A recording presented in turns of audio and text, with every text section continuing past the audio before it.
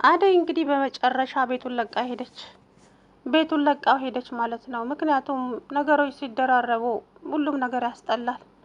በጣም በዛ። አንዳንድ ጊዜ መታገዝም ዋጋ ያስፈልጋል እኮ ጌታዬ። እንዴ በጣም አበዙት ማለት ነው። እውነት ለመናገር በጣም ነው ፍቅር በተለይ ሁሉም ሰው መፈንጫ አደረገዋት። እሷም ደግሞ እዛ ቤት መቆየቷን ዘገየች በጣም እንዴ የማንም ኧረ በጣም ነው የበዛው። የእውነት እንግዲህ ዛሬ የመጨረሻዋ ነው። ወይዘሮ ፍቅር እንግዲህ እናቷ ጋር ሳትደውል አውቃ ስልክ ጆሮዋ ላይ አድርጋ ነገሮችን አቀነባብራ ለእናቷ ነገረቻት። ደውላም ይሁን አላውቅም። እናቴ እኔ ደክሞኛል፣ ሁሉም ሰው እየመጣ እኔ ላይ ነው የሚጮኸው። ስለዚህ እማዬ አንድ ነገር አድርጊ እንጂ እንዴ እኔ ትምህርት ቤት አልሄድ፣ ሁሉም ስራ ላይ ነው ያለው። አደይም እየሄደች እነ ኤላ ቤት ነው የምታድረው።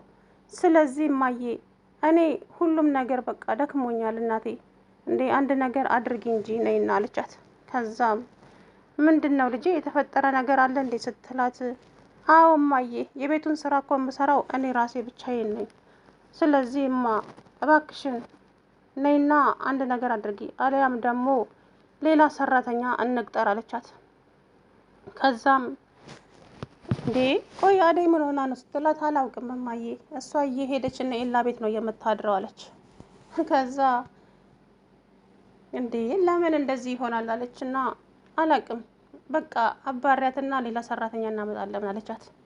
አላለችም እናትየዋ አላለችም፣ ራሷ አቀነባብራ ነው የምታወራው ሲጀምር ማለት ነው። እና እንግዲህ ፍቅር ይህንን ነገር አውርታ ስጨርስ አደይ መጣች። አደይ ደግሞ እነ ኤላ ቤት ቁጭ ብላ የስደቱን ነገር ሊልዬ ብታስተዋትም ሽሮ ቤት ለመክፈትና ቢዝነሳቸውን ለማሳደግ ወሰኑ። እናም ያንን ቢዝነስ አሳድገው ቀስ በቀስ እየተሻሻሉ ያድጋሉ ከሊሊ ጋር። ይህንን ተነጋግረው ስደቱን ተወችው።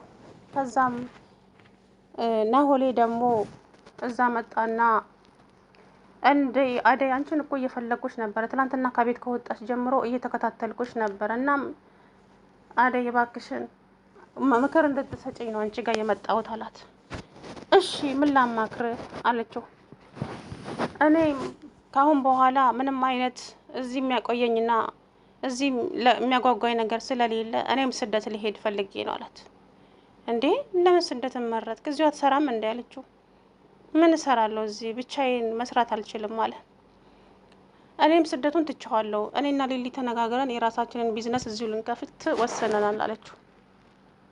ከዛም በቃ እንደዛ ከሆነማ እኔም ብቻዬን ከሚሄድ እኔም ከእናንተ ጋር ስራውን ሰራለሁ አላት። ከዛም ገንዘብ እኮ ብዙ ገንዘብ ያስፈልጋል አለችው። ስትለው ገንዘቡ አለኝ ችግር የለውም አለ። እንዴ ገንዘቡን ግን ኬት አመጣክ ነው አለችው። ገንዘቡን ኬት አመጣህ ነው ናሆል ስትለው፣ ገንዘቡ የባለፈው አንተ የባለፈው ነው አይደለ የሴቶቹ ገንዘብ ሴቶቹን የሸጥክበት? አዎ አለ። እሱማ አይሆንም በጭራሽ የሰው ገንዘብ ነው፣ የሰው እንባ ስላለበት ምንም ነገር ላንተ አይጠቅምህም አለችው አደይ። እሱን ገንዘብ ለበጎ አድራጎት ስጥና በራስ ከዜሮ ትጀምራለህ አለችው ሊልዬ። ከዛም ዝም አለና በቃ እሺ በአደይ እንትን እላለሁኝ በአደይ ሀሳብ እንትን እላለሁ፣ ስለዚህ ገንዘቡን ለበጎ አድራጎት እሰጣለሁ አለ። ሰላም አለይኩም ወራህመቱላሂ ወበረካቱ። ውድና የተከበራችሁ ቻናል ቤተሰቦች እንዴት ናችሁ? እኔ ያለው አልሐምዱሊላህ። እንግዲህ አደይ የእውነት በጣም ታሳዝናለች። እስከ ዛሬ እዛ ቤት መቆየቷ አደይ ስለሆነች ነው እንጂ ማንም እዛ ቤት አይቀመጥም። እውነቱን ለመናገር የፍቅርን ስትል ልጅ እቺ ማነች ቤዛ ተብዬዋ መጣች። የእሷ ደግሞ የባሰ እኮ ነው። ፈጣሪ ሆይ እንግዲህ ናሆል ከአሁን በኋላ አደይን አንድ ሰው አስቀይማለሁ ቢል አደይን እንከባከባታለሁ። እኔ እሷ ሰራተኛ ነኝ እንዴ እሷን መንከባከባለች።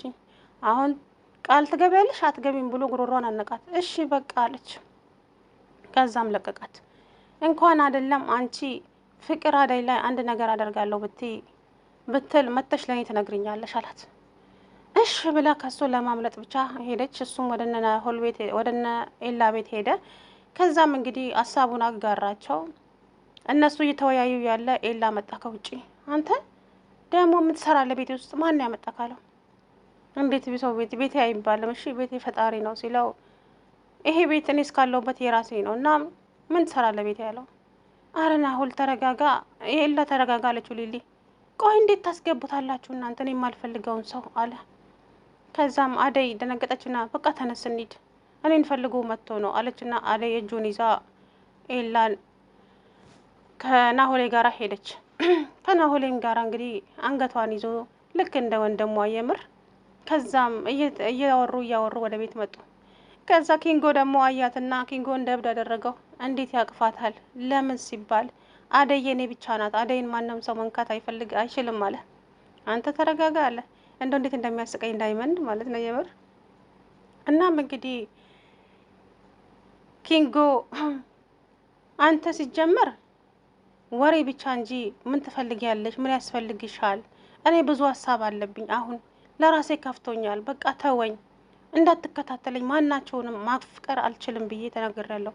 አሰማም እንዳለችው ከዛ አልሰማ ሲላት በጥፊ ዥው አደረገችበት እና ካሁን በኋላ በዙሪያዬ እንዳትደርስ ብላ ወደ ቤት ስትመለስ እንግዲህ ፍቅር ደግሞ ውሸት ደግሳ ጠበቀቻት። ከዛም ፍቅር ቤት ስትደርስ መጣሽ?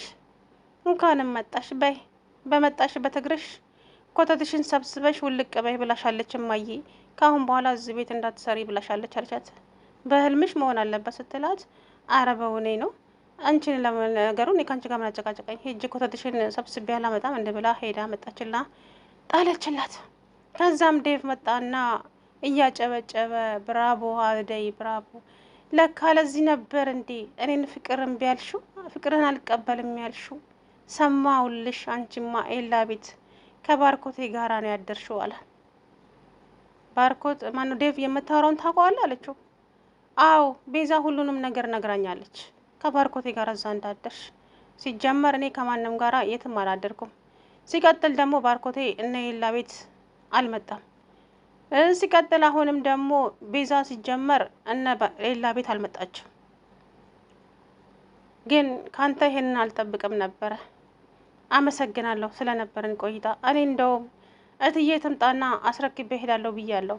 እስካሁን እኮ የቆየሁት እትዬ ትምጣ ብዬ ነበር። ካሁን በኋላ ግን እዚህ ቤት ምንም የሚያቆየኝ ነገር የለም አለች እና ፌስታሏን ይዛ ወጣች። ከዛም ሊከተላት ሲል እህቱ ያዘችውና አስቀመጠችው። ከዛም ቤዛና ፍቅር ደረጃ ላይ እየተጣሉ ነበረ። ከዛ አደይ ልትወጣ ስትል የት ነው የምትሄጂው? ተመለሽ አለቻት ፍቅር። ነቃ አረገቻት እኮ ጨርሶ። ዞር በይ አንቺ፣ ደስ አለሽ? ይኸው ሄድልሻለሁ። እኔስ እናቴ ጋር ነው የሚሄደው፣ ይብላኝልሽ ላንቺ እንጂ ግን እኔ ምንም አልልሽም ፍቅር፣ መድኃኒዓለም የስራሽን ይስጥሽ አለቻትና ከዛ ነይ እባክሽ ተመለሽ ጥላት በጥፊ ግጥም አደረገችባት። አሁን ጥላት ሄደች። ከዛም ቤዛ ደስ አላትና ቤዛ ትስቃለች።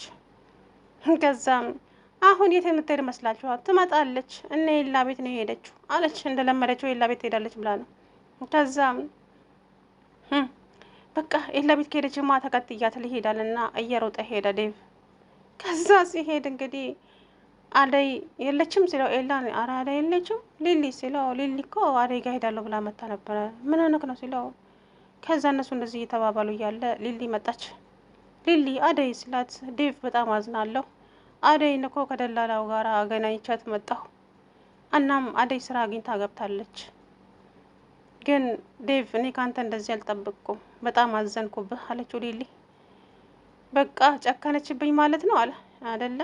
አንድ ነገር ከአፋችሁ ወይንም ሳትናገሩት ነበረ የሰውን አይምሮ ከጎዳችሁ በኋላ እኔ ይቅርታ አድርጉልኝ የሚባል ነገር አይገባኝም። በእውነት ይቅርታው እንዳለ ሆኖ እኔ ውስጤ ተሰብሯል እኮ ማንም አይጠገነውም። እና ይሄ አጥንት የሌለው ምላስ እናቴ ብዙ ነገር ይናገራል፣ የሰውን ቅስም ይሰባብራል። እና እሷ ደግሞ ብዙ ችላለች እንዴ። የፍቅር ስትል እቺ ወረንጦ መጣች።